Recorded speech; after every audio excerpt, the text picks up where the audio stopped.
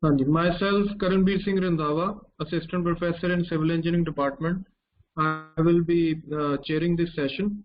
So a very good afternoon to all the participants and our course coordinator, Dr. Vishal Goyal. So in this session, I would like to introduce Dr. Arun Khosla. He is a professor in Department of Electronics and Communication Engineering. He is also the coordinator in NITJ Technology Business Incubator. He is also coordinator of Space Technology Incubation Center, Dr. B.R. Ambedkar National Institute of Technology, Jalandhar. He is a founder of Cario, a startup in domain of developing technologies for individuals with autism and their families.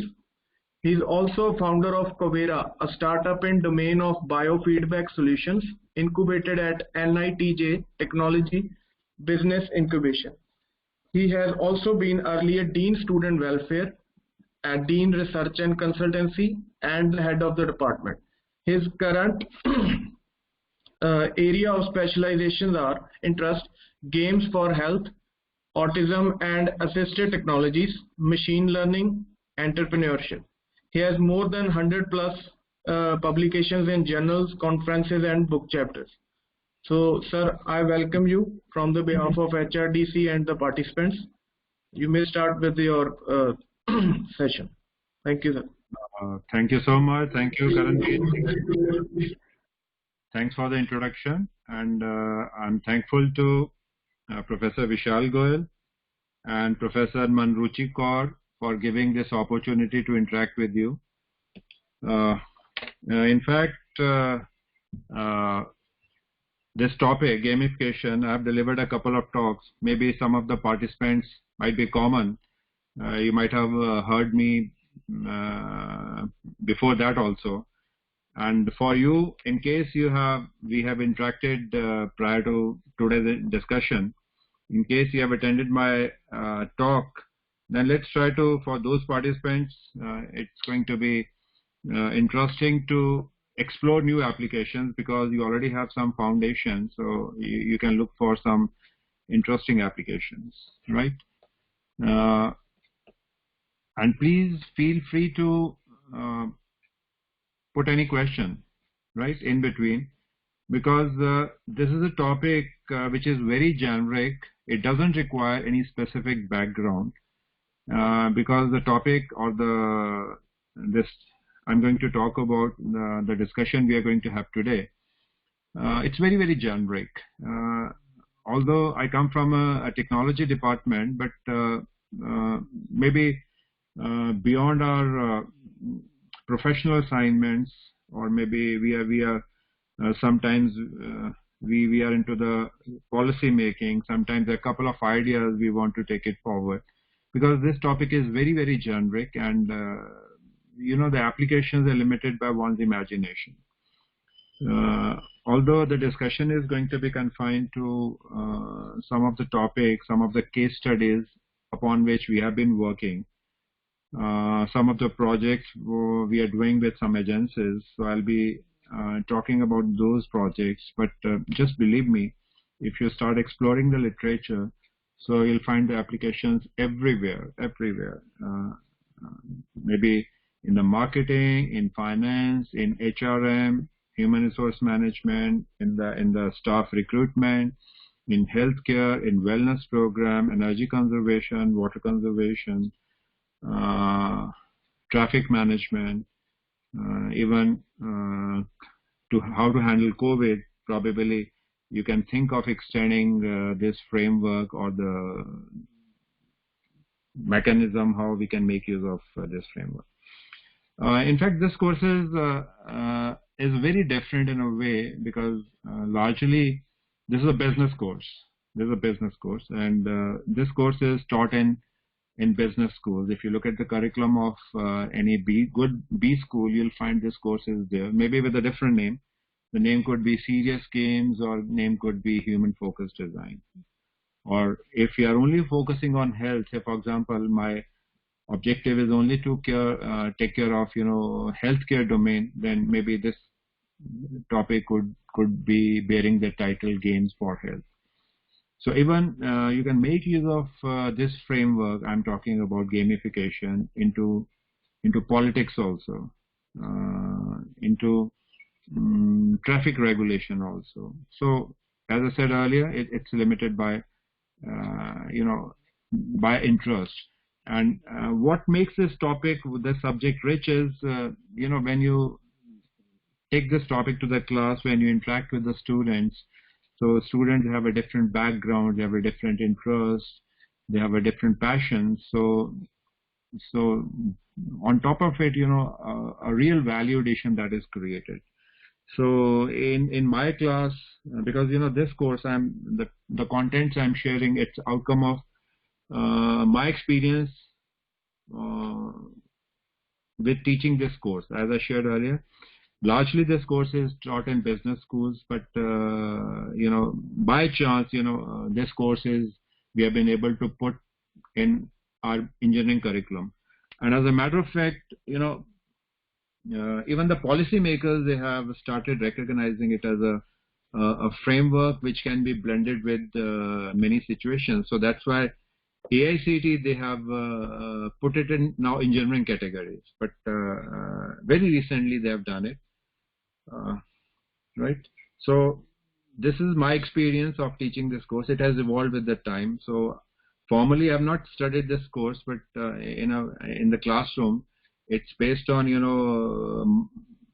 my experience. I started with teaching this course, then did a couple of projects, and now we are collaborating with some organizations in India and abroad, and we are doing some research projects. Right? I'll be sharing all those details with you. If you look at this slide number 2, this other titles for this talk could be human focused design, serious games, or games for health. There could be other names also, because if you take it to a specific domain, you can say serious games for marketing, serious game for finance, serious games for human resource management, serious games for wellness programs, and so on. There are a lot of things that you can do around this. In fact, we have been surrounded with certain things which have been noting. I mean, different organizations, they're making a lot of efforts, and with an objectives, they want to engage the stakeholders, right?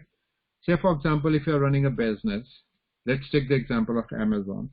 So Amazon, they are selling products online, and obviously how they're expanding they want more and more people to come to their website, identify the products, and place the order and close the deal. So the objective of Amazon is to engage the customers, because they are able to engage more customers, they are finalizing their deals. So in this process, Amazon is growing, right? So the key word is the engagement. So we want to engage the stakeholders. So now you start, relating it with so many situations where the concept of engagement, it can be blended with all the activities, all the businesses, right? Even the engagement is very, very important in the class. And most of the participants, they are the faculty members. I got to know from Dr. Vishal. Because this is a refresher course, and there's a requirement for the faculty to attend, these refresher courses. Even, as a faculty, we are facing a lot of difficulties in the class. Students are not willing to come to the class. They are there for the sake of attendance. Their participation is very, very poor. I mean, and as a faculty, as a teacher, our objective is, we are always looking to engage those students in the class activities, so their participation is better, and so on. So that means there's a real challenge for the faculty to engage the students. And now you take up the situation of maybe a patient visiting a doctor, and doctor has some prescription and some do's and don'ts. So doctors want that patient should follow these do's and don'ts. So that's why this is engagement. So that's why engagement is at every stage, right? So today we'll try to see, how by making use of this framework, we can create some value addition to whatever we are doing. It may be class, it may be a business, it may be a healthcare activity, it could be anything, right? So you can always add a value to whatever you're doing this through this framework. And just believe me, one very interesting thing is this course is the genesis is the human psychology. Because we have a certain ways of thinking, we have certain ways of doing the things, we have certain ways of liking or disliking. So we have sentiments, we have emotions. So basically we are playing with these parameters for better engagement of the stakeholders. All right. Next slide, please. Yes. So applications, as I was sharing with you, applications, they are marketing, HRM, wellness program, healthcare, education, and so on, blah, blah, blah, blah. I can keep on listing the applications. Maybe I can spend 1 hour, 2 hours just listing the applications. So applications are limited by one's imagination. And I'm sure, after this interaction, even you'll be in a position to create new applications where you think, this framework can be utilized for creating a value addition to whatever you're doing, right? Next slide, please.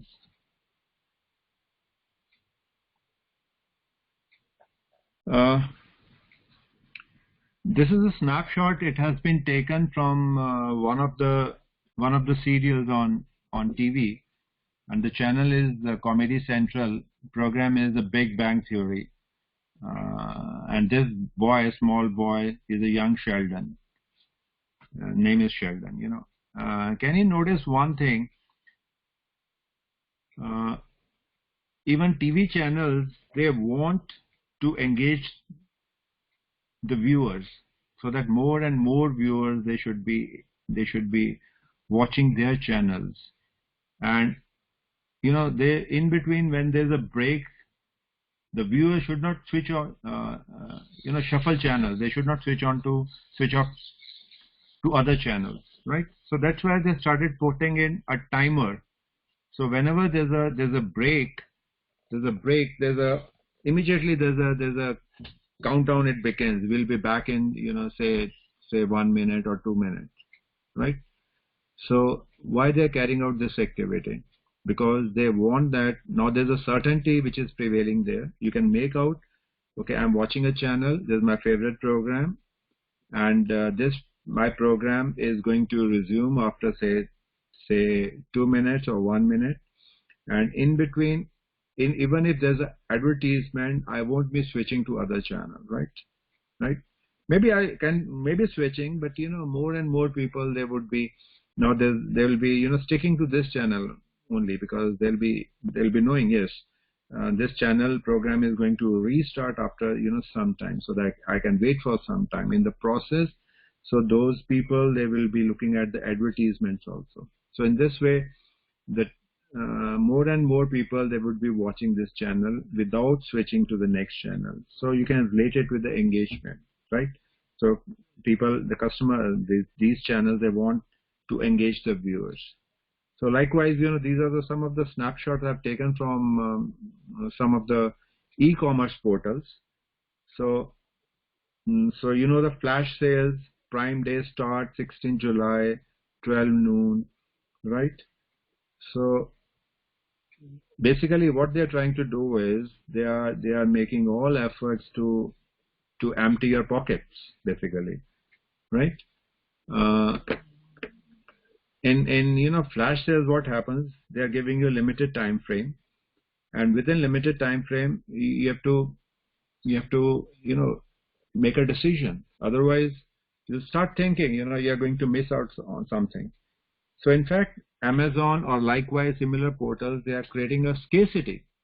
So there's a scarcity with respect to time, or sometimes there's a scarcity with respect to commodity also. So here in flash sale, there's a scarcity with respect to time. Say the flash sale is going to last for 2 days. So within those 2 days, you have to make a decision, right? You have to close the deal. Otherwise, you'll keep thinking, I'm going to miss out on something. I'm going to miss on the discount, right? So there's a scarcity. And sometimes, the scarcity is with respect to commodity also. Say, for example, you're finalizing some product of, say, you're buying some shirt.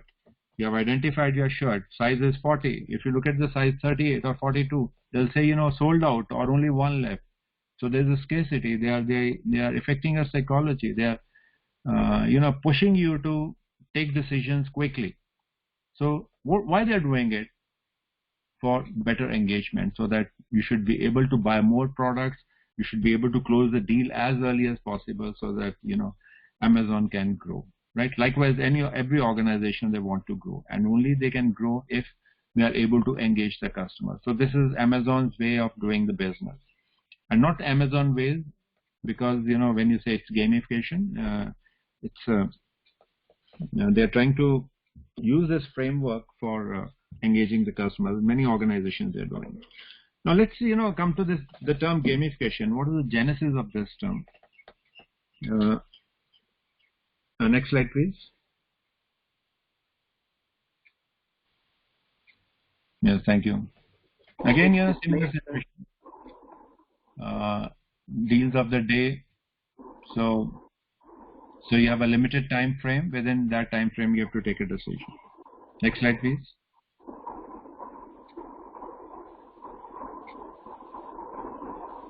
Slide number 7, please.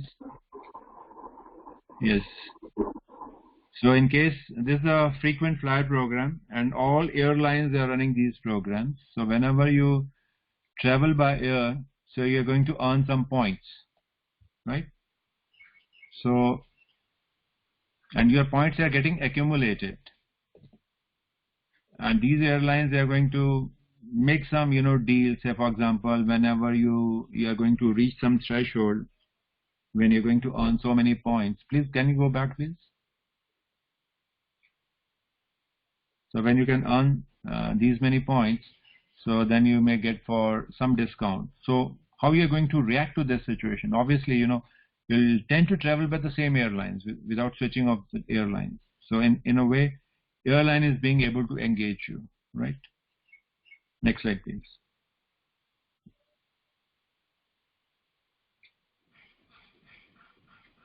So again, this is a way of engaging. I've taken this snapshot. I got a message from Myntra. So this much amount is credited to you, but expires at 4 p.m. today. So I'll be prompted to, dole out more money just to, avail this benefit. So in this way, so Amazon or maybe Myntra, they are making all efforts to engage the customers. All right. What is the genesis of this term? Why the term gamification? Because the entire concept, if you look at this human psychology, because gaming industry was the first to exploit this, right? You have seen, games, they are so engaging. So other people, researchers, they try to make out what's so engaging in the human and these video games. So can we use it for some other situation? Can we improve the engagement by picking up the concepts which are followed in the human and these video games? Since the gamification industry was the first to follow this, that's why the term gamification, it has been coined. Although there are so many terms, as in one of the slides I've listed, other titles for this presentation could have been, or maybe in the universities and these courses, this course might be taught with a different name, maybe human focused design, serious games, or gamification. But gaming industry was the first to exploit this, so that's why the gamification term is very, very popular. Rather, it's more popular than all other terms, right? And if you start looking at the video games, what's so engaging? The first component is it's the fun. All video games, they have some, recreation activities. I mean, you like spending time. And why you like spending time? Can you please? Yes, thank you. it's a fun component is there. Then there's a point system. Every activity you do, you earn some point. Then there's certain challenges. You play video game, maybe Candy Crush or maybe PUBG or other games. You might have played number of games. So this gaming industry is ever evolving.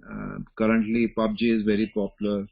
In the recent past, a few years back, there's Candy Crush. It was very popular. So if you start analyzing this game from a different perspective, what made the game so engaging? One is the fun. Then second is the reward system. Reward means you earn some points, you earn some badges. Then you have a standing. Say for example, all these games, they have a mechanism of sharing your ranking. Say for example, if you're playing Candy Crush, so game can always tell you, okay, out of all your friends on Facebook, what is your standing, right? So this is known as the leaderboard. So point, badges, leaderboard, this is a very, very common components, or I would say game elements, right? Which you'll find in all the video games, whether it is a racing game or any other game, right? So we have a craving for these things. We human beings, we have we would love to be recognized, right? Maybe these rewards are all virtual. They're not real rewards, but still we have a craving. We try to accumulate those rewards. Say in Candy Crush, it says, so your ranking is number 12, and you're all listing in Facebook friends. So you have a craving. I want to top the list. So you'll keep on playing more games. You'll be spending more time, and so on. Right?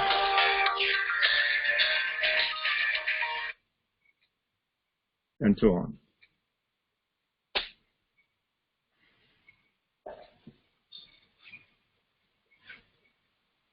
Right?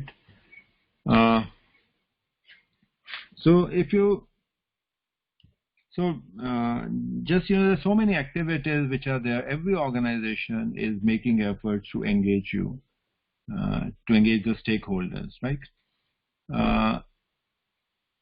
As I shared with you, another topic for this, another title for this presentation could be human-focused design. I mean, whenever you design a system, when you design a process, you put human first. In contrast to the function-focused design, where you are, just focusing on your output. Say, for example, your company is given a target. Say, for example, your company is manufacturing, say, gensets. Say the target is every month you have to manufacture 100 gensets. I mean, it's known as function-focused design. You're not looking into human beings, how they think, how they work, you're not considering their emotions, right? So if we introduce this system, if we gamify this process, the participation of human beings, it can be more, and that can lead to a better productivity, a better sense of belongingness to the institutions, right? One very simple example is if we have gone to this McDonald's or this Domino's or similar, food outlets. So they have a chart. It's written Employee of the Month, right? So they are motivating people, their employees to work better. So this is a human-focused design, right? They're not only focusing on, you have to prepare, you need to have a good recipes, you need to have a good presentation, your packaging should be good, your ambience should be good. That's one thing. But in case you want to improve the human engagement into the activity, if you want to improve their belongingness for the organization, so probably these are some of the things that you can do, right? Next slide, please.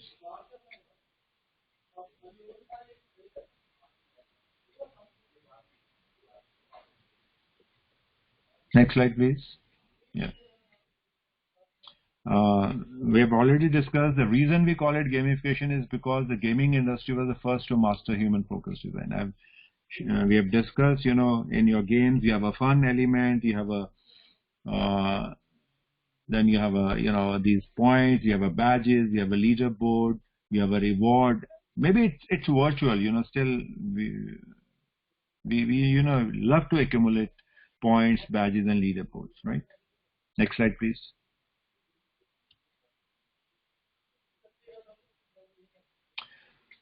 Because every organization, the mantra for growth is better engagement. So every organization is trying to create such interfaces so that the engagement could be improved. You look at online platform, online education, or maybe marketing, or even I've seen some of the companies coming to NIT Jalandhar for recruitment also. They're making use of gamification. So this market is growing very fast. At a CAGR is 27.4%, and it's expected to touch $30.7 billion by 2025. So there's a lot of opportunity. Opportunities are there. And in addition to this, as a faculty, we can also do a lot of things. So we can always bring a validation to whatever we are doing. Maybe we are doing some additional jobs. Maybe we are hostel warden or engaged in some other activities. Sometimes we are part of some government of India initiatives or maybe a state government initiative. So we have to take those initiatives. We have to drive those initiatives at our institute. So probably I see there are a lot of opportunities where you can make use. 3 o'clock. So where you can make use of this framework. I have some videos to share, and just watch these videos very carefully. And after every video, I would like to give you what exactly is happening. But I'm sure these videos, they are self-explanatory, and by looking at the videos, you can make out, and you'll see, you'll see some of the common elements are going to be there. The activity is gamified, so you'll find fun component is going to be there. Then you'll find game elements like fun is going to be there. Then there's going to be points. There's going to be reward. The reward could be virtual, or the reward could be real, right? And you'll be amazed to know that how by making use of gamification, there has been a tremendous value addition in the process, right? So the first video that I'm going to share with you on slide number 13, you might have seen this video beforehand. So it's a front machine. Yes, you can check. My friend, I will love you till the end. I'll be my woman, my money. When you call me, I'll be there.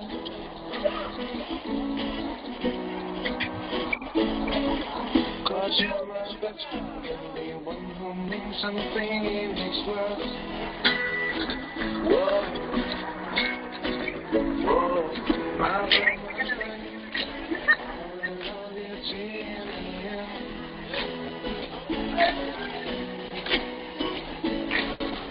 And I will share with you everything I have to share. I'll be my woman, my money. When you call me, I'll be there.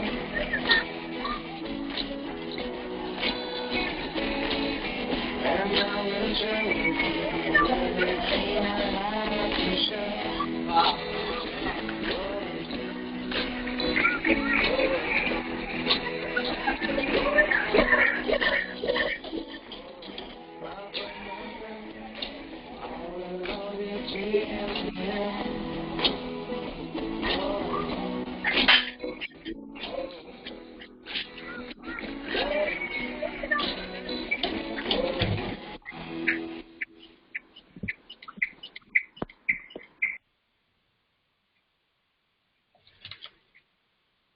Okay, so this is this is interesting video, very popular, and Coke, what they're trying to do is they're trying to sell more bottles. All right, and if you have seen this video, there's a fun component. What is the fun component? The vending machine that has been designed, the inlet is almost touching the roof. So you cannot put the coin alone. So two people, they need to collaborate. You may have to stand on the shoulder of your friend, right? In case you are alone, so you'll have to talk to someone, collaborate, and you can put the coin. So there's a fun component, right? So people are enjoying. Then, there's a reward. When you insert a coin, So instead of 1 bottle, you're getting 2 bottles, right? So there's a reward, all right? And could you find the outcome? You know, sales, it went almost up by 1100%, 11 times, 10.75, right? This is what, you know, Coke is looking for. So they're making use of gamification for marketing purpose, all right? So this video I have captured from YouTube, and probably if you, there are a couple of videos, because this is only for one location. You can have it for different location, but the concept is same. So they've designed a special type of vending machine, so where the inlet is almost touching the roof, and there's a reward system, so you're getting 2 bottles instead of 1. Yeah, next slide, please. Slide number 14. My friend, I will love you till the end. This you have already seen. Yeah, yeah. The piano stairs, again, very, very popular thing. Yeah, can you play this video? Yeah.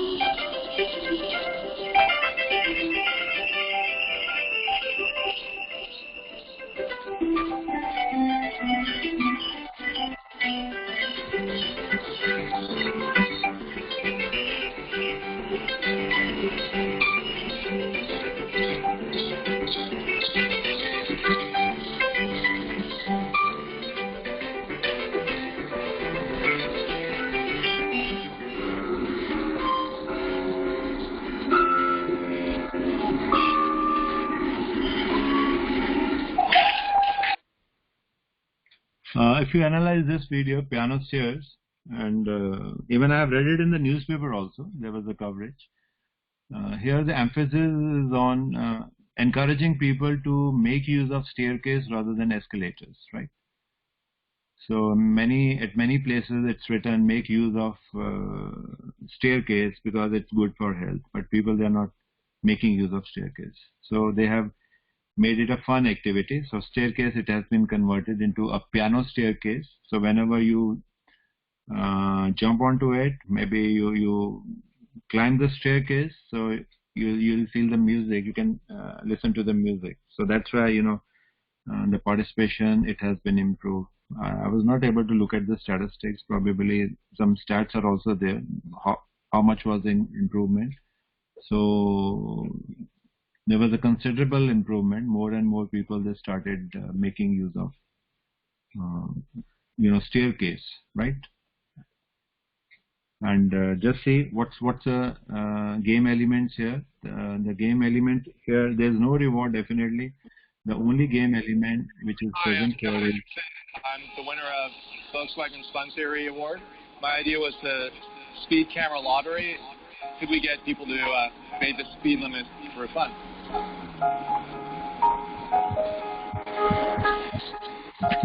I really believe that fun can change human behavior for the better, and I was really thrilled to see that my idea, which started as a scribble submitted into this competition, might even become reality.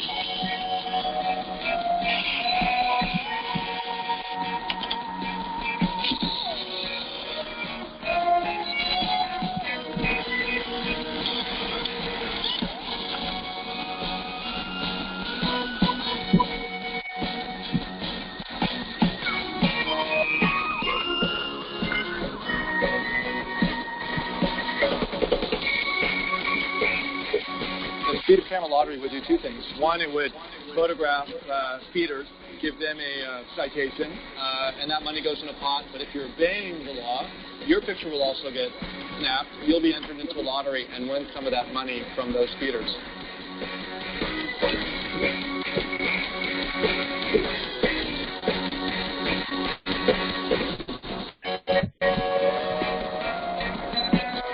Jag kör alltid lagret, men spektatorn man vinner.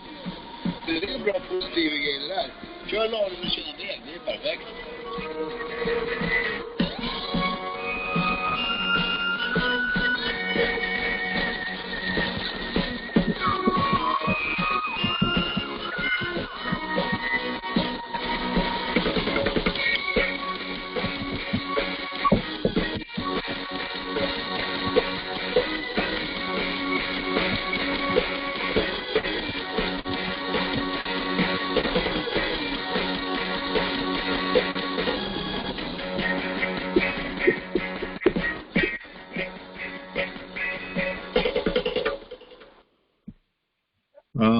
If you analyze the situation, what the local authorities are trying to do, it is an accident-prone area, so they are advising people to cut down the speed, and they are making use of gamification.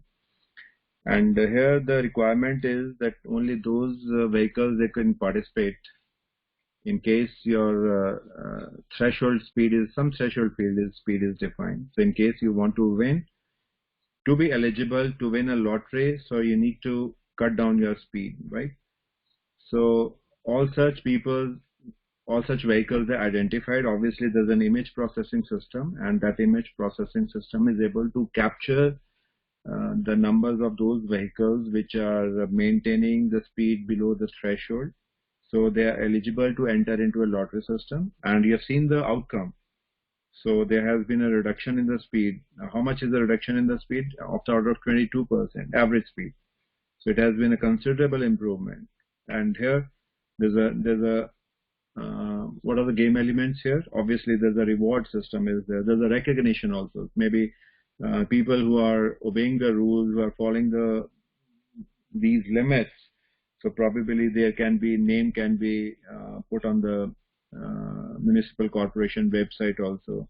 So it's going to be sort of an encouragement for more people to follow. So this is very, very important because, whenever you do some good things, maybe it's a fitness program. So there's a, social influence. It has got its own advantage. So that's why you'll see all fitness apps, they comes with a social connection.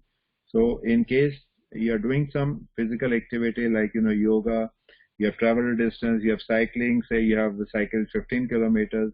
So when you stop, your app is going to ask, should I share this information on the social network? Because, it's again our human psychology, whatever. So we want to, share it with the others. And others, they can be benefited, they can be motivated out of, your achievement. This is known as social influence, right? And again, social influence is one of the core drives which are going to influence us in making a decision, in taking a decision. Many of the just look at the reviews. So whenever we have to purchase a new thing, it could be a small thing or it could be a very expensive thing. We look at the reviews, right? So it's known as social influence. So social influence is one of the core drives, in addition to points, badges, and leaderboard, which are going to influence us, right? And again, this next video, this is about a wellness program. Can you play this video? Hard. Eat plenty of fruits and vegetables. Exercise daily. Get enough sleep.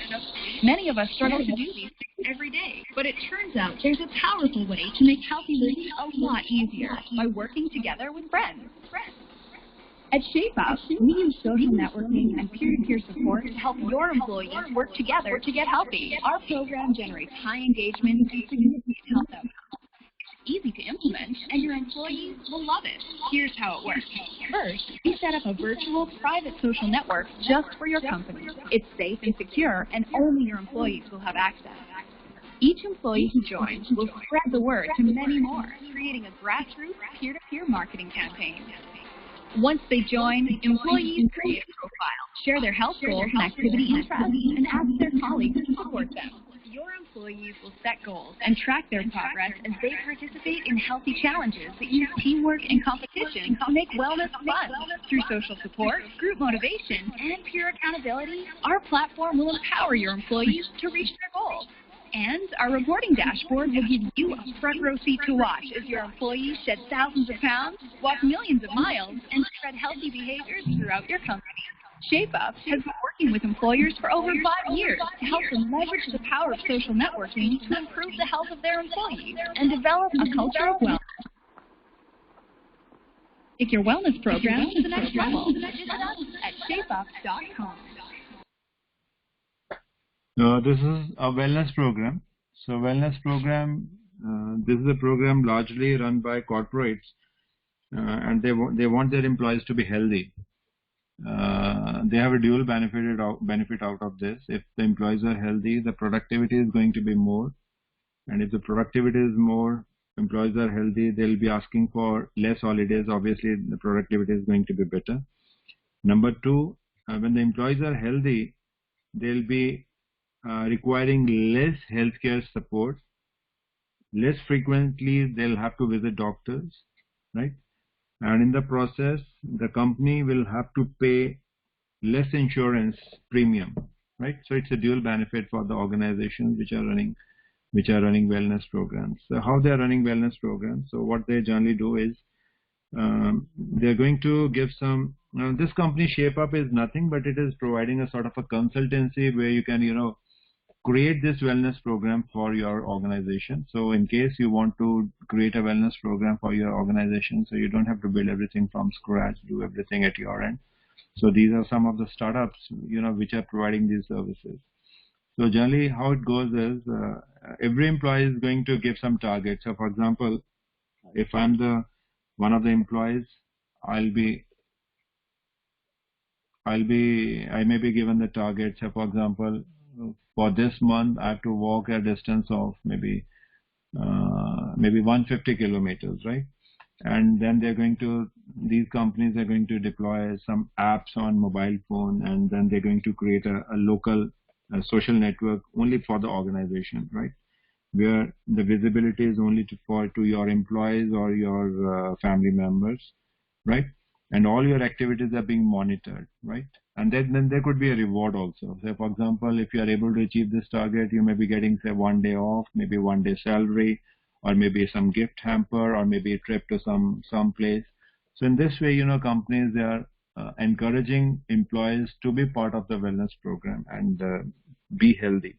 And the benefit I shared with you, it's twofold: better productivity and the premium health, the insurance premium that is going to drop, right?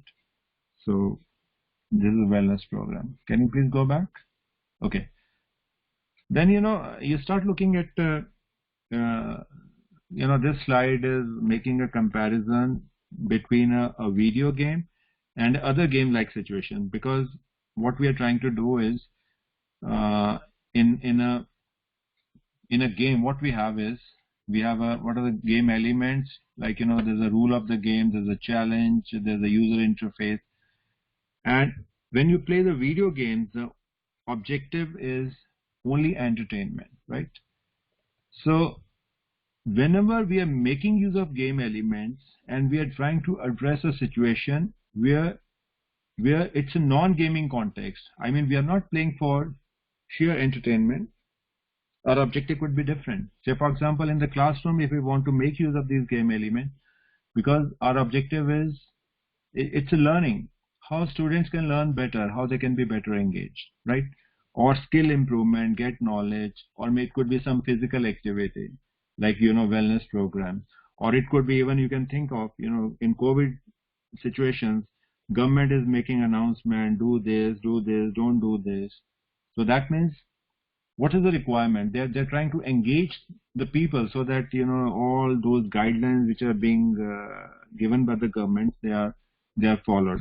Likewise, traffic rules. We want people to stop at red light, right? And we want people not to overspeed. So these are the traffic regulations. So we want people to wear helmet. There's two-wheeler drivers. We want them to wear helmets. So probably we can make use of gamification. So whenever we are using game elements for a situation where objective is not the entertainment, but we are trying to address some challenge, we call it a serious game, right?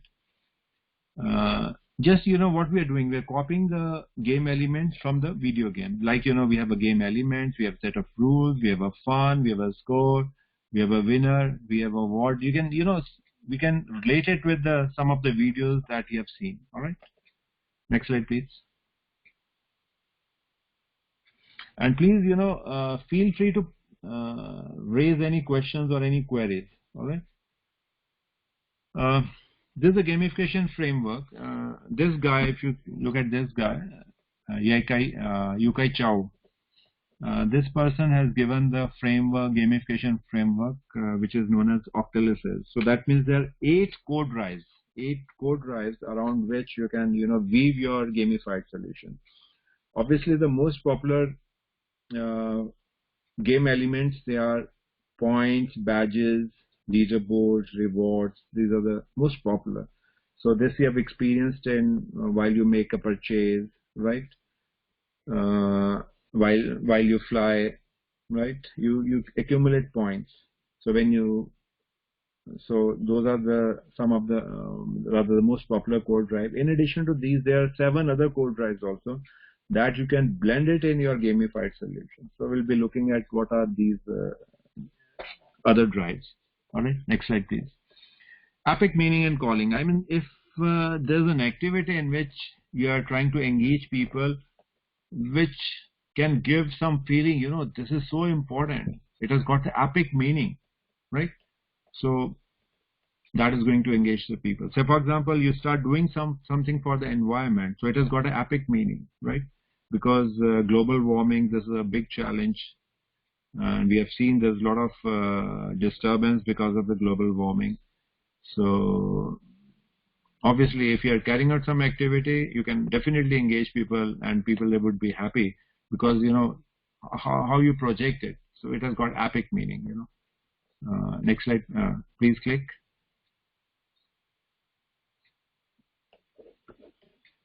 Yeah, just look at this. Can you recognize this icon? This round icon, it's a logo for Wikipedia, right? So Wikipedia, who has created this Wikipedia? Who has created this knowledge base? It has come from the individuals.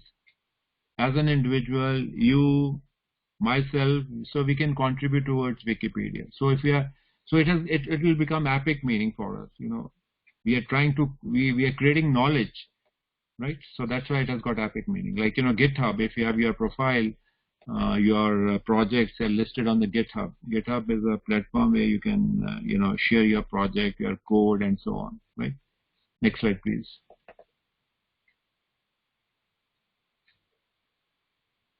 So development and accomplishment. All your points, badges, leaderboard, say they come under this.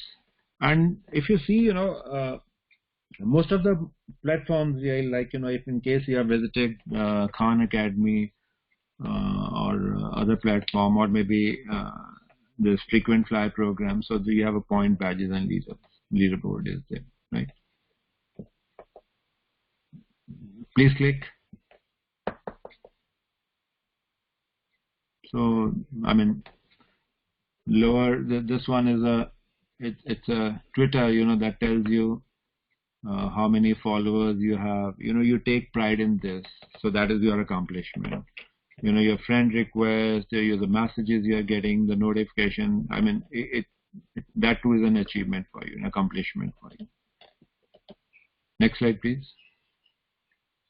So empowerment of creativity and feedback. I mean, some situations that gives you an opportunity to create something. Please, can you please click?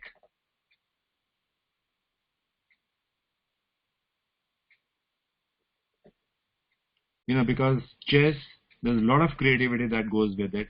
And then probably if you know these modules, they're the Lego toys. Lego toys mean that there are modules. So by combining the modules, making use of creativity, you can, always create a new thing, So that is going to improve the engagement of the end user. Next slide, please.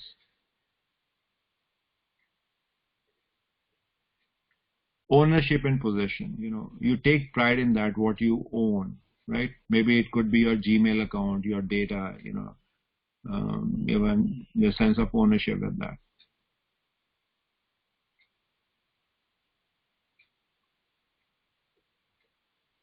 Maybe your points, badges, leaderboard, you take pride in that, even that is sort of this is one of the core drives. Next slide, please.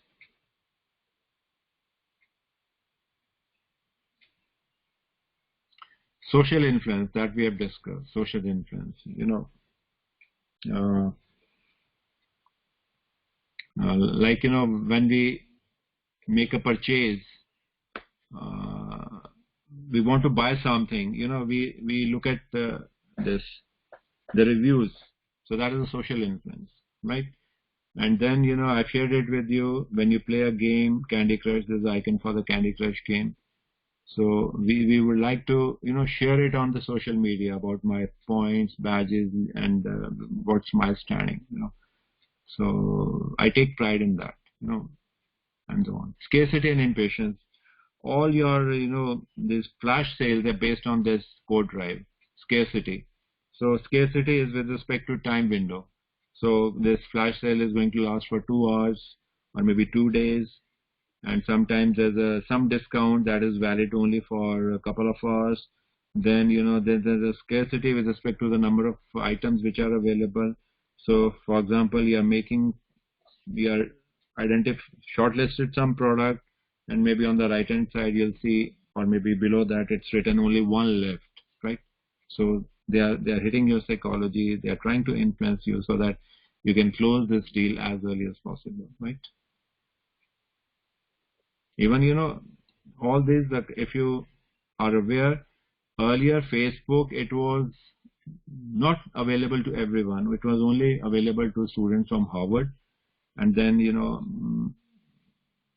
with the time it was made open, then there was people, they were, so keen to that, opportunity when the Facebook is going to be open to everyone. So even it was true for Gmail also. I remember earlier Gmail, it was not,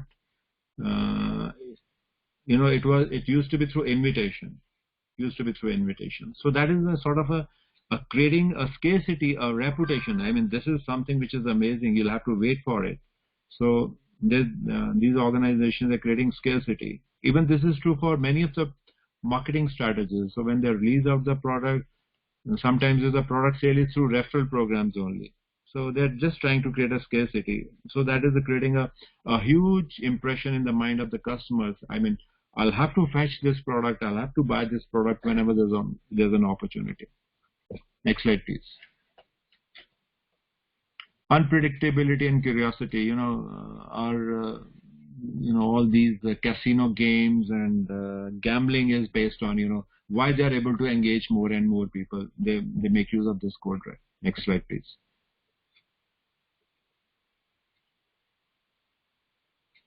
Loss and avoidance.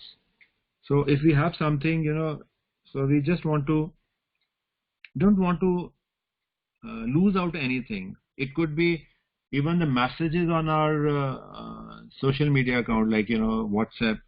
So that's why, we're in habit of looking at WhatsApp account again and again. I may get some important message. So that's why, there's a tendency. Otherwise, even some websites also, they are going to give you a challenge. Okay, you are going to get some points, you're going to get some badges. If you visit our website daily for 30 days, they're going to give 30 days challenge. Otherwise, you're going to make out, I'm going to miss on something if I'm not going to visit this website today. So this is a way, this is a mechanism to engage, people for some activity. What are those activities? Obviously, that is situation specific, right? So why we are, looking at, social media messages again and again? Because, otherwise we are going to feel we are going to miss on some important message and so on. Next slide, please. So these are the 8 code drives. It's a sort of a, so whenever you build your gamified solution, so you have to look at these 8 code drives, or maybe you can even quantify it, because the way is you have to give a score of, on a scale of 10, then you have to square every number, then you have to add. So that means you have to see on a scale of 800, on a scale of 800, because so 8 out of 10, say for example it's given, you have to square, so it's going to be 64 out of 100. So there are 8 drives. So likewise for all the code drives, you have to give the numbers on a scale of, when you accumulate all these things, it would be on a scale of 800. So it's a way of quantifying your gamified solution. And please don't take it that way. In case your score is going to be better, so it's going to be successful. There are so many other parameters that goes along with it. But this is just one way of quantifying the thing. And who are the designers? I mean, who can build gamified solution? Everyone can build gamified solution. The only thing you should be familiar is the situation. Then you should be aware of what is gamification, what are the various code drives, then how to put the things together, how to pack it, how to make use of technology, how to make use of the technology platform, how to make use of social media, and so on. And gradually, because AI, machine learning is getting very popular. I mean, even you can see AI, machine learning could be blended here as well, because it's a way of creating a value to whatever you're doing. All right. Even you can be a designer, you can build a gamified solution. Next slide, please. These are some of the popular case studies which have been generated in my gamification class. So we have taken some challenges which are thrown by a different organization. Like, this is a challenge thrown by Bill and Melinda Gates Foundation. As you know, Bill Gates and his wife Melinda Gates, so they have put almost most of their earnings, most of their wealth into charity. And largely they are addressing the healthcare. They are into healthcare initiatives. So one of the healthcare initiatives they are into is the vaccination. So vaccination is something which is very, very important. And the research says if you invest $1 in vaccination, right, that is going to give you a saving of $44, right? So that means why? Because vaccination is able to prevent some of the diseases. In case a government is able to give vaccination to its kids, so in future those kids, they won't be falling sick. Government will have to spend less in the healthcare infrastructure and other expenditure. So that's why vaccination is such an important thing. And this is one of the aspects. So can you please go back? This is one of the aspects of, can you look at this, the card which this lady is carrying? There's a vaccination record.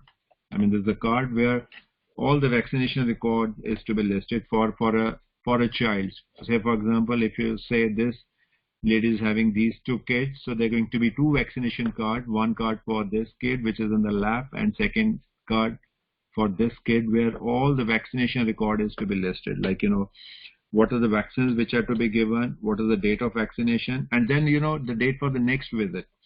This seems to be very stateway process, but this organization has carried out study that even these cards, they are not properly maintained, they are not available for survey, right? Entries marked, they are not correct. So whenever people are relocating, they're relocating from one place to another, they're not carrying the card, they're disposing of the cards. I mean, there's so many challenges they have listed in this document. And we have tried to work out a solution where we can, gamify it. Obviously, here what we can do is we can improve the engagement of the stakeholders. Who are the stakeholders? Like, these parents are the stakeholders. And obviously, everyone is working for these kids, but these kids are very small. They're too small and to do anything of their own. So that means parents, they are the main stakeholders. Then obviously the healthcare workers are the stakeholders. So how we can, so we have built a gamified solution. How we can engage, make use of gamified solution, make use of game elements. We can engage these parents, we can engage the healthcare workers, and so on. So in this way, we can improve the process, we can improve the activities. Obviously, to have a concrete data, we need to carry out these experiments, right? Obviously, we cannot do this experiment. This is just a framework that we have suggested. Even we competed for that. We have submitted one solution to Bill and Melinda Gates Foundation also. How, I mean, this record for life, this can be, this problem can be addressed. All right. So these are the documents. You can search for this document on the web also. Just look for Record for Life, Bill and Melinda Gates Foundation. With these keywords, you can land up into their website and see, this document which is available. And they have listed all the challenges which are going to be addressed. I mean, how going to be unique identifier that is intimately connected to the child. I mean, it's really interesting. And based on, these challenges, we prepared one gamified solution. So time is less, probably it's not possible for me to share, but definitely we can engage the parents, we can engage the healthcare workers, we can have a reward system for them, we can give them points. Another challenge in the vaccination is the timely vaccination is very poor. You'll be surprised, the timely vaccination throughout the world is only something between 10 and 15%. Even the timely vaccination, it can be improved, making use of, although it's not part of this document, but I'm sure that can be addressed with this framework if you gamify this process. Can you please go forward? There's a, this is a vaccination record. In every state, they have a different record, but largely, these records, these cards, they are prepared by the governments. Private hospitals, they have their own design and so on, right? Next slide, please. Next slide. I mean, they are listed the point of breakdown. Although the processes seems to be pretty straightforward, so simple, but still, there are going to be some breakdowns. I mean, those processes, they're not followed, they're not adhered to. So how, by making use of gamification, we can improve those activities? Next, please. Next, please.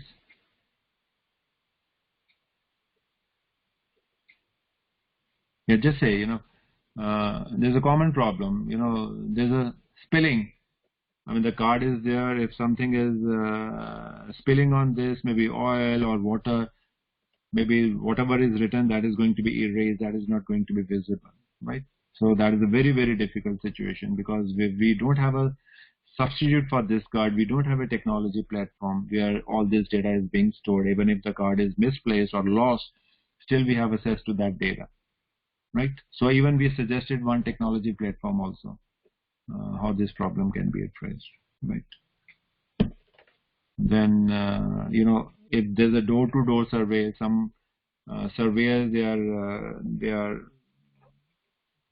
want to have a look at the card. The card is not accessible. So it has been placed under lock and key. So that is an issue. So how to address this? Next slide, please. Maybe this lady taking her kid to the hospital for vaccination, but not carrying the card, right? So how to address this challenge? So again, we can make use of gamification plus technology platform, right? Next slide. Next. Maybe a family is relocating and the card is being left at the previous place, right? Then maybe when the child reaches the age of 5, parents are thinking card is not important, it's being disposed of, right? So these are some of the challenges they have thrown, and they want to come out with a solution so that these problems, they can be addressed. And I strongly believe that gamification could play a very, very important role. In addition to this challenge, there was, can you please go back? With respect to vaccination, there was two challenges thrown by Bill and Melinda Gates Foundation. And one challenge was how to increase the demand for vaccination. How to increase the demand for vaccination. How to, because the coverage is, again, it has stuck at over the last couple of years, the coverage of vaccination throughout the world, if you take the average, it has stagnated between 80 and 82%, right? So how we can increase the demand for the vaccination so that the coverage can be improved?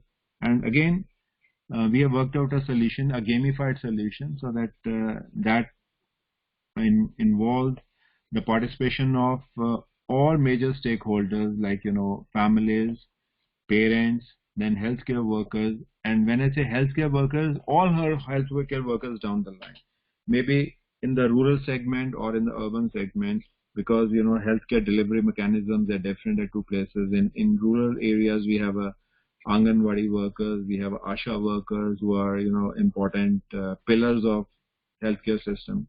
So how we can involve them, how we can give them rewards, we can have a reward system, how we can have a point badge system, how we can have a reward for the parents, and how we can have a even reward for the recognition for the district wise. There could be a competition also. So we have generated these case studies out of the challenges which are thrown by the Bill and Melinda Gates Foundation. And, you know, when you start accumulating the data, so every time, you know, these days everyone is talking of AI, machine learning. So automatically, you know, these things will come into pictures. Right now, say, for example, if you have the data, so based on, you know, AI, machine learning, we can make a prediction. Like we can work out the vaccination requirement, how many vaccines are required in which area, right? So even that can be worked out through machine learning, right?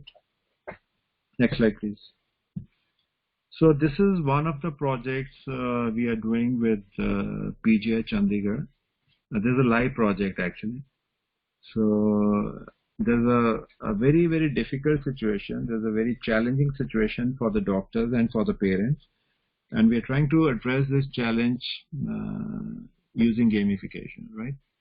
And in this project, so we have some research scholars which are working, and we have a team of doctors from PGI Chandigarh. Then there's a doctor from UK also, from Manchester, who is a pediatric endocrinologist, right?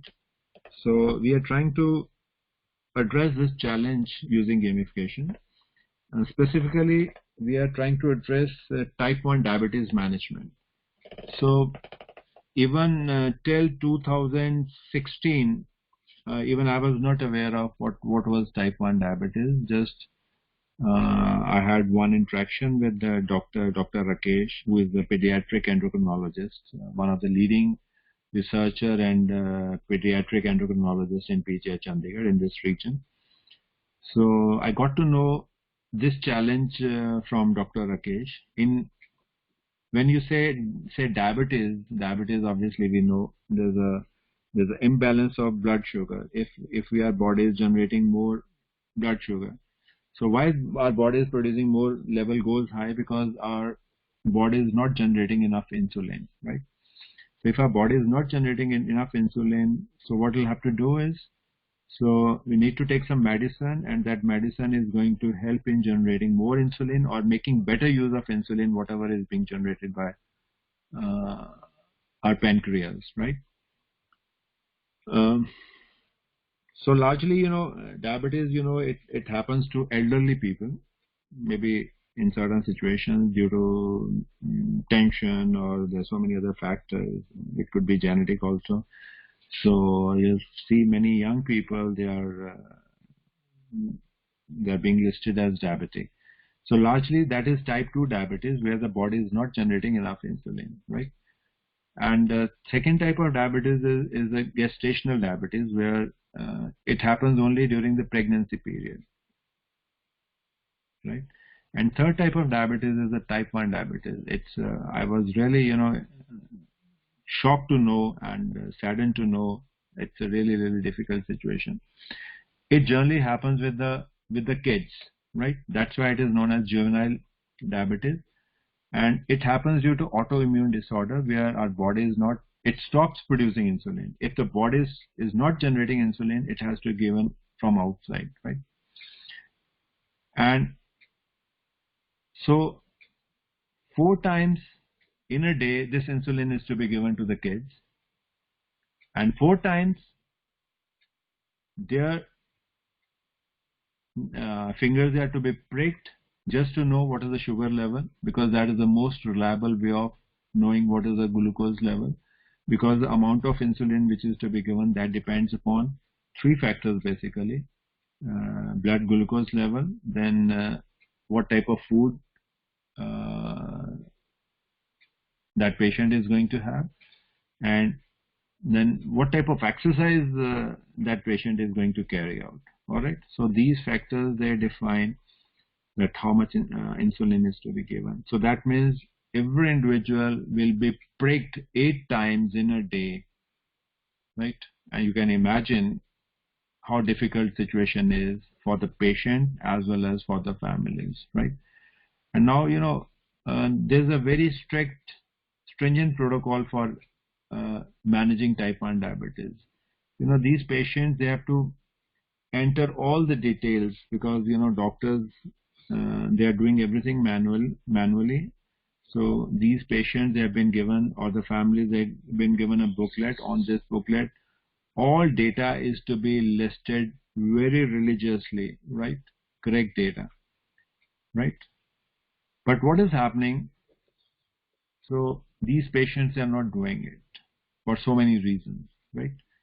So that means there's a lack of engagement. So what we are trying to do is we have planned some serious games so that this process, this type 1 diabetes, it could be managed better. So we have brought in these game elements, point, badges, leaderboard, right?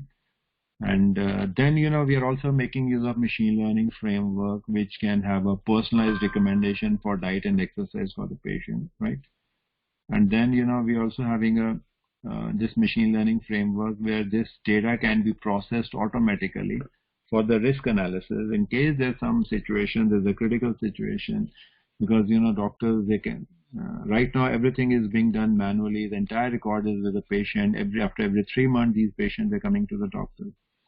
So we strongly believe by this framework, by gamifying this activity, by making use of machine learning and AI framework, so we can definitely create a value addition, right? So this seems to be an interesting project, and obviously with the time we'll get to know the results, right? So it involves so many things.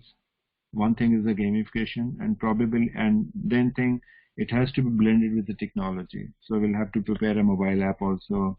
Then data analytics are going to be there.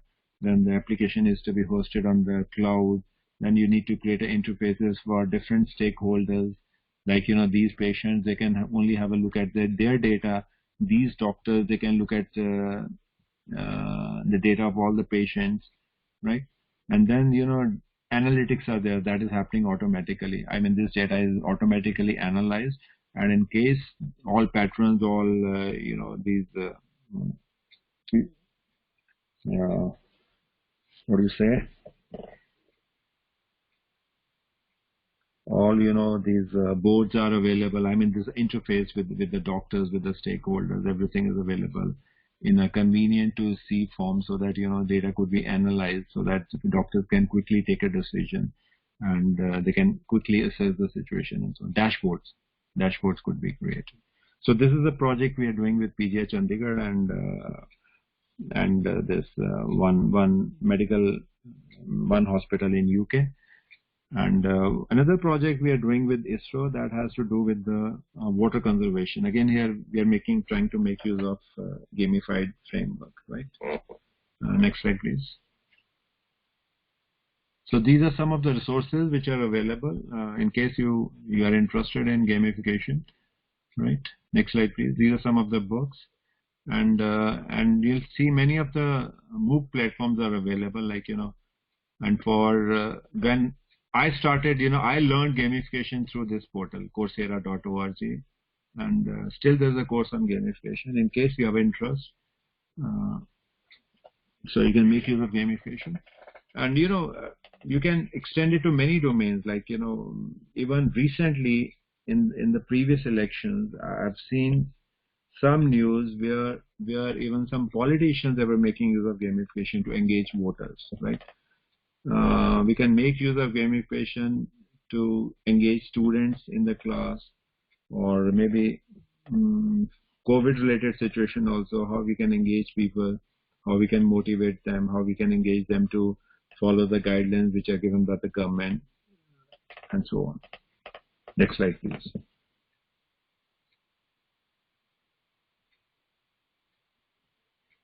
Next slide, please.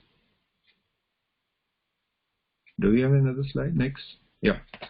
I'm also coordinating a course in November 16th to 20.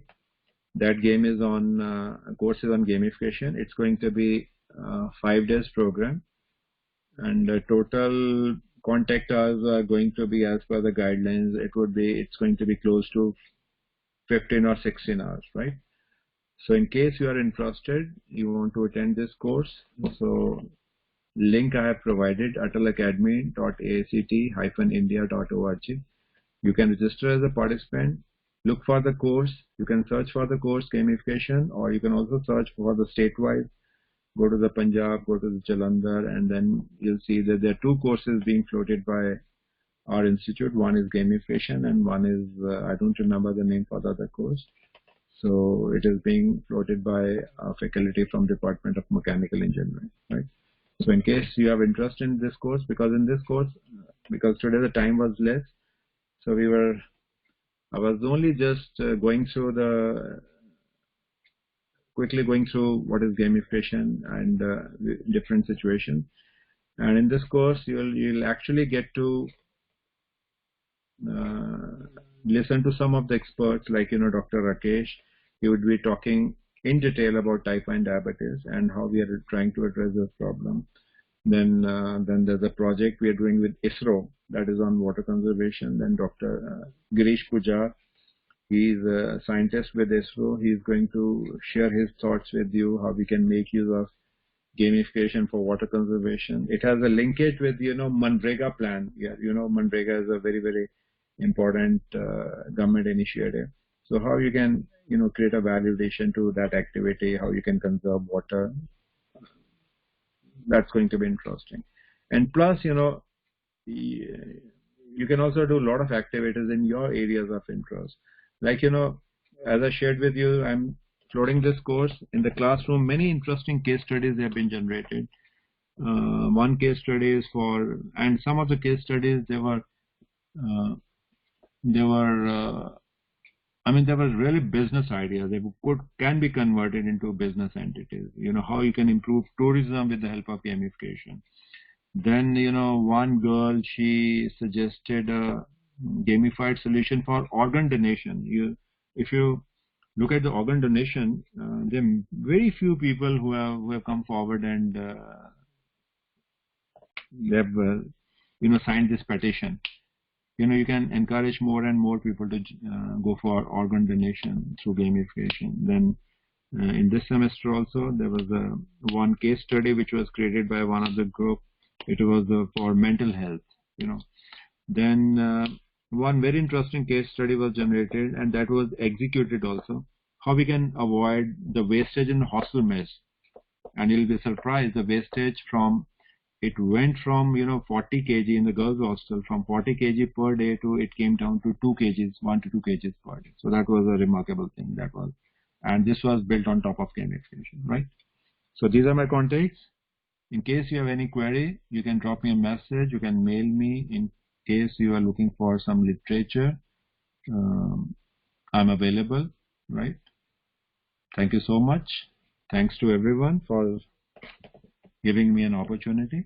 In case you have any query, maybe you can raise it right away, or maybe you can drop me a mail also. I've listed both my email IDs, official as well as personal, right? Thank you so much. Thanks to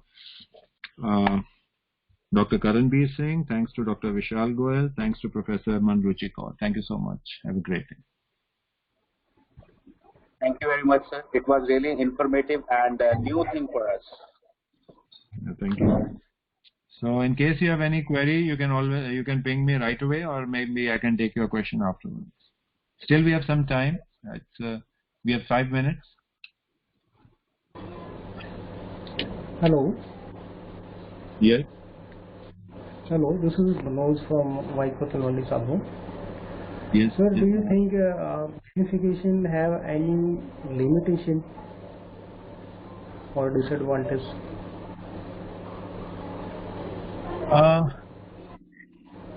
This is all, how you plan this activity.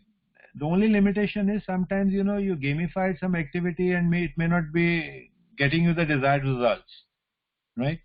Or if you're putting too much gamification into the process, I mean, very frequently, say, for example, you're sending message to your customers or your clients, then the people going to be very sick of this, they may take it otherwise, they may block you, or they're not going to believe you. There's so many such aspects, all right? But otherwise, it's every organization is making efforts because, it's around engagement. So we have to engagement. There's no limitation. It's just, trying to create a validation to what are you doing. You may be successful, you may not be successful, all right? But you give it a try. Because research says largely it has worked very well.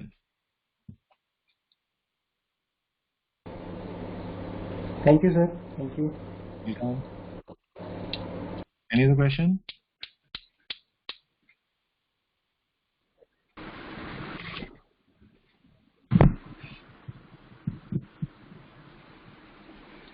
Hello.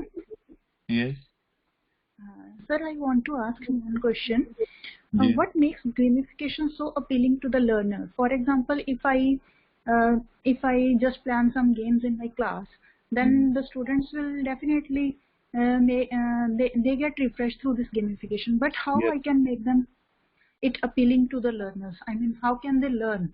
For example, if we see towards our students' grade system, they usually acquire 90% marks or 85 or above, but the learning level is very low.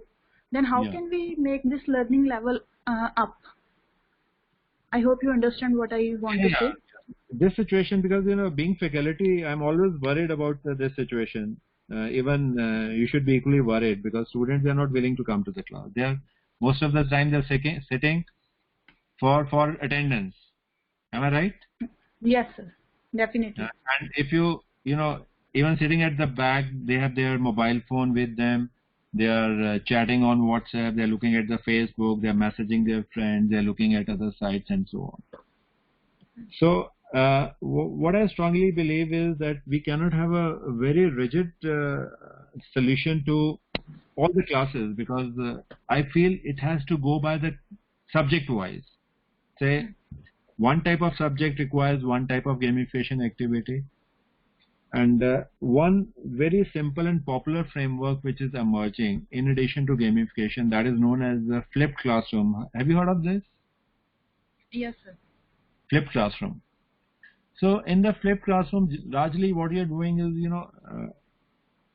even I have gamified some activities. You leave aside flipped classroom. What I in the gamification class, what I have is I've created a leaderboard. So every student, the moment every student who is attending the class will be getting 5 points, right? And then randomly I pick up a roll number and I pose a question to them for that specific student, maybe some question. If the student is able to answer that question correctly, so plus 5 marks. Not able to correctly, minus 5 marks. In case the student is not present, his roll number is picked up, so he'll be getting minus 10 marks, right? And then these points are accumulated, and then I've got some activities because I've started giving importance to environment and physical activity in the classroom also. So students are given some physical challenges also. So we have created some platform. Obviously, there's some mobile apps through which you can monitor their physical activities. So then, so in this way, the engagement, it has been better. It has been better. Plus, flipped classroom, I've tried it many times. So that is sort of a passing responsibility to the students. They're also responsible because, in the flipped classroom, what we have is, so flipped means, the responsibilities are shifted.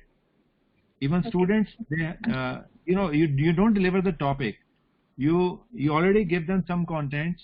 You come prepared, and then we are going to have discussions, right? So in this way also, there has been better participation. Yes. Okay. Thank you, sir. Yeah. Welcome.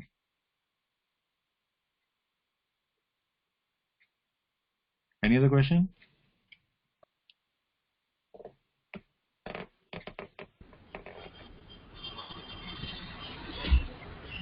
So, sir. Any other question? Should we conclude, sir, now? Hello. Haan ji, ma'am. Dr. Krishna wants to ask you. Dr. Krishna? Sir. Haan ji, ma'am, yes. Sir, please elaborate how to gamify this type of a health card in little bit more. Ma'am, that is purely, I'll give my example in my classroom. You know, over the time I've seen many of our students, they've been falling sick at very young age, right? And the reason is there's a lot of work pressure, because when they enter the corporate, so they're spending 15-16 hours. They're not taking care of their health, right? They're just, you know, sitting in their office chairs, right? So what in the classroom I've been doing is, in addition, as I shared in my previous answer also, that it's 4 o'clock. I've been giving them some challenges, like, you know, every student has to walk or run a distance of, say, for example, 25 kilometers, and the time window is, say, 1 week, right?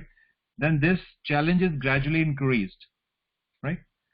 So in this way, I've seen many of the students who were non-starters in their lifetime, they never gone for walking or jogging, even they took off, and they were able to beat others. And I put in some reward also, maybe in the form of some recognition. I mean, they would be applauded in the class, and maybe a very small token of appreciation could be a small pen or some other diary, and so on. In this way, I mean, because my focus, it has been on the students.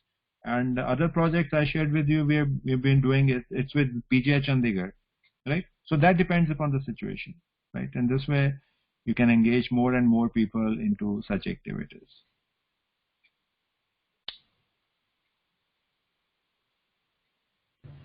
So, Dr. Randhawa, I think we should now, wind up the session. Okay. So I would like to extend sincere thanks on the behalf of HRDC and all the participants for your insightful and thoughtful provoking views on gamification and the present scenario. Thank you, sir, for sharing your knowledge. Most welcome. Thank you. Thank you so much for the opportunity. Now